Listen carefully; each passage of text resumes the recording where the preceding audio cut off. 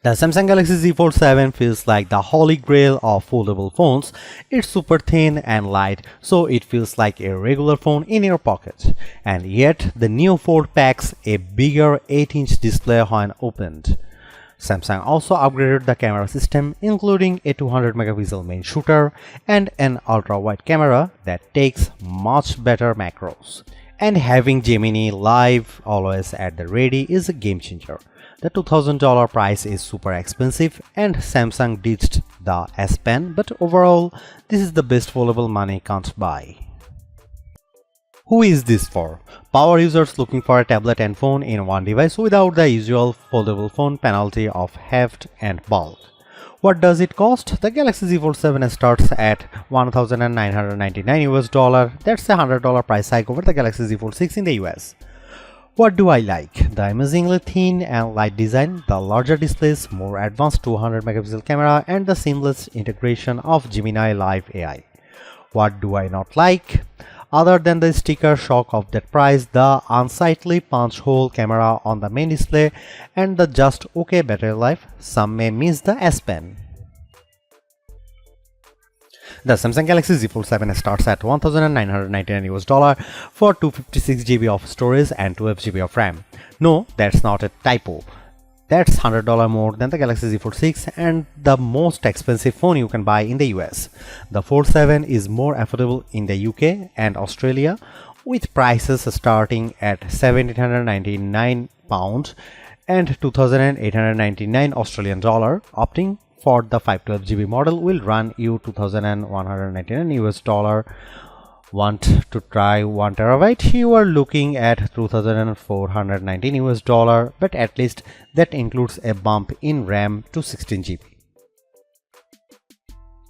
Let's get something out of the way. The Galaxy Z Fold 7 may not be the thinnest and lightest puka-style foldable in the world, but it is such a huge improvement over the Galaxy Z Fold 6 that it feels like a totally new device.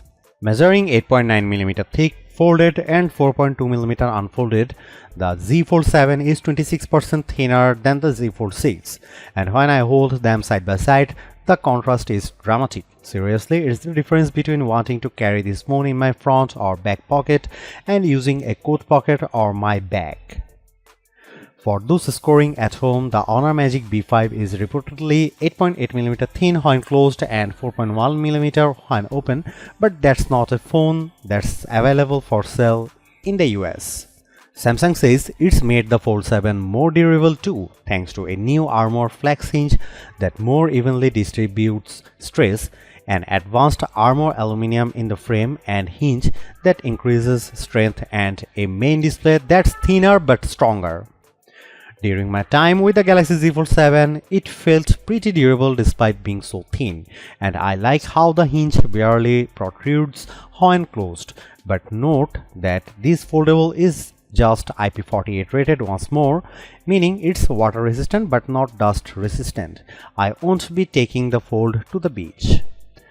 I do have some nitpicks with the design. The first is the camera for the inner display. Samsung moved from an invisible under display camera to a punch hole. It's an eyesore. I also wish the camera bump wasn't so thick. As a result, the phone wobbles when you use it on a table. One more thing, I like the Z Fold 7 could be slightly easier to open. It's so thin, you have to dig your nails in there. How about colors? If you want to stand out, get the bold blue shadow option. I love it. If you don't like fun, get the jet black or silver shadow option. There's also an exclusive mint color on Samsung.com. The Galaxy Z Fold 7 gets 3 major display upgrades versus the Galaxy Z Fold 6. Both the cover and main displays are now larger, and the crease on the unfolded main display is definitely less noticeable. Starting with the inside, the Galaxy Z Fold 7's main display has grown from 7.6 inches to 8 inches, which is pretty big jump. I appreciated the extra real estate when watching the Superman trailer on YouTube, but especially when working on spreadsheets in Google Sheets. You can see a lot more info without scrolling. And it's nice being able to see several open tabs at once when surfing the web in Chrome. The other plus is that Samsung has worked hard to minimize the main display's crease. It is still there, but it is much less noticeable. I put the Z Fold 7 and Z Fold 6 side by side, and the line running down the middle of the screen is a lot more subtle from various angles. So one of the biggest complaints about foldable phones is almost no more. I will say though that the Galaxy Z Fold 6's panel looked a bit richer side by side next to the Z Fold 7 with slightly wider viewing angles. Meanwhile, the Z Fold 7's cover display is now 6.5 inch, up from 6.3 inches on the Fold 6. It's wider too, so I found typing more comfortable. It's certainly not as wide as the S25 Ultra's 6.9 inch panel, but I had no problem checking emails, responding to Slack messages, and changing tracks on Spotify and so on. In our labs, the Z Fold 7's main display delivered a peak brightness of 2310 nits when displaying HDR content compared to 2317 nits for the Galaxy Z Fold 6. So they are comparable. The Galaxy S25 Ultra by comparison reached 1860 nits in the same test. The Z Fold 7's main display also registered 96% of the DCI-P3 color space in natural mode and 105.2% in vivid mode. That's better than the Z Fold 6, and the S25 Ultra was slightly better in vivid mode and slightly worse in natural mode.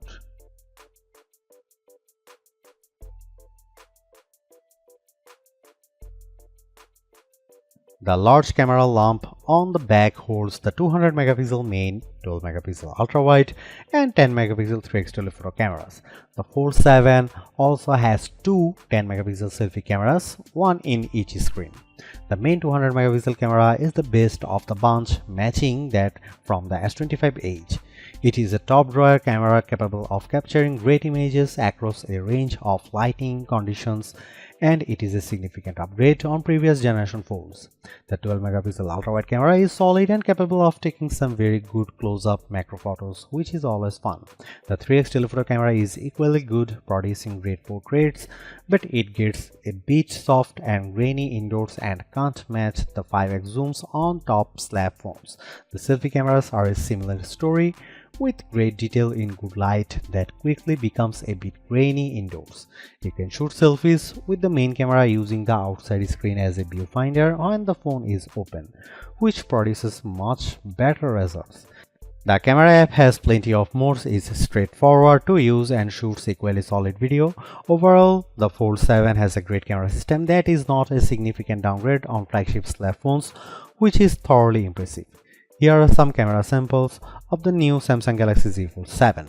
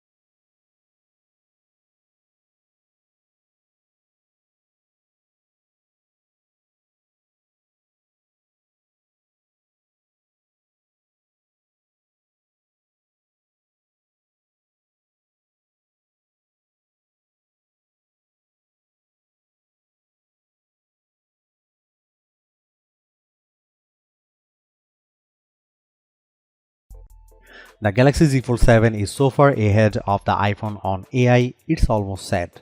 While there aren't many new features versus what the S25 Ultra introduced, Samsung deserves credit for making more of its Galaxy AI tools foldable friendly, and Gemini steals the show. I love that you can just long press the Z Fold 7's side button and then quickly launch into a live audio and video chat with Gemini Live. The window just pops up on the bottom right side so it doesn't cover up the app you are using. I also like that you can share your screen with Gemini and ask questions about it. For example, I opened a photo of the Bryant Park fountain and asked about when it was made. I learned that Josephine Shaw Memorial Fountain in Bryant Park was dedicated in 1912 and it's the first major public memorial dedicated to a woman in New York City. You can even ask Gemini questions while you are playing a game. I asked where I should go next in Wuthering Waves and Gemini gave me directions to get to the next checkpoint. The Galaxy Z Fold 7 is also super smart when it comes to generative AI photo edits. I just tapped the eraser button and it automatically recommended a bunch of people to zap out of my photo. With a couple of taps, they were gone. I appreciate that you can see the before and after side by side on the big 8-inch display. The same thing goes for other generative AI image tools like turning you and your friends into a comic, 3D cartoon, watercolor, or sketch. You can even have AI fun with your pets now, including a funky fisheye lens option. One of the more popular Galaxy AI tools gets a boost with the Galaxy Z Fold 7 and that's Audio Eraser. You can now remove background noise not just from the video recordings in the Gallery app but also in voice recorder, notes and call transcripts. In one video, I could easily remove unwanted voices in the background in auto mode and then I could fine-tune from there for the exact desired result. It took me playing only a few minutes of Wuthering Waves on the Galaxy Z Fold 7 to know this is a powerhouse phone. The graphics look stunning and the frame rate stayed super smooth as I battled a ginormous monster and ran for my life. I could easily run 3 apps at once using the multi-window features such as Slack, Gallery, and Spotify. And it's neat that you can drag and drop images from one window to another. On Geekbench, which measures CPU performance, the Galaxy Z Fold 7 Snapdragon 8 Elite chip paired with 12GB of RAM notched 3052 on the single core portion of the Geekbench test and 9735 on multi-core. That's about the same as the Galaxy S25 Ultra.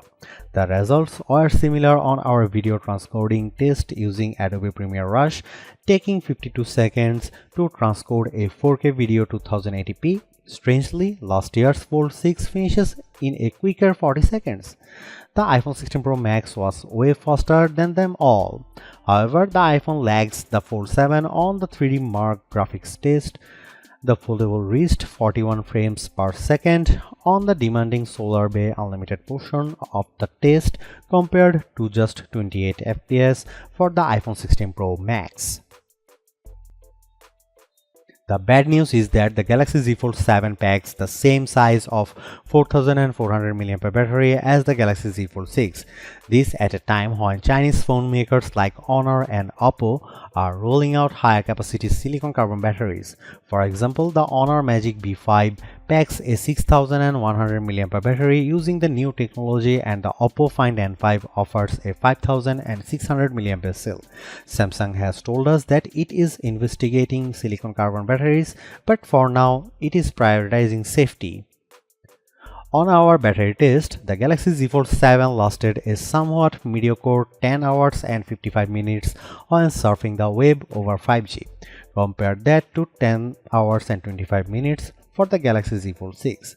The Galaxy S25 Ultra and iPhone 16 Pro Max both lasted over 17 hours or 6 hours longer than the new Fold.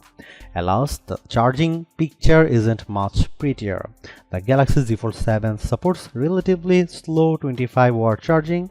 That means you get a 54% charge in our testing in 30 minutes. The S25 Ultra's 45-watt charger got to 71% in the same amount of time.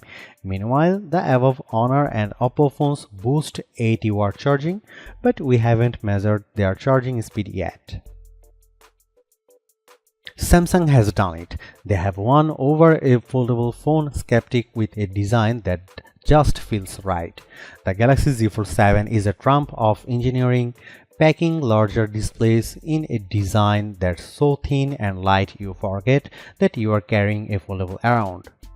You get two vibrant screens in one device, awesome multitasking power, and a flagship-grade camera system. And the AI features really shine on this bigger canvas, especially Gemini live screen sharing. So what's the problem? The $2000 price is super steep, and I wish Samsung found a way to pack in a larger battery. I personally can live without the S Pen, though creatively inclined users may be peeved, and I really don't mind the punch hole camera. The megapixel upgrade makes up for it. I think the Galaxy S25 Ultra is better option if you want longer battery life, even better cameras, and S Pen support for hundreds less.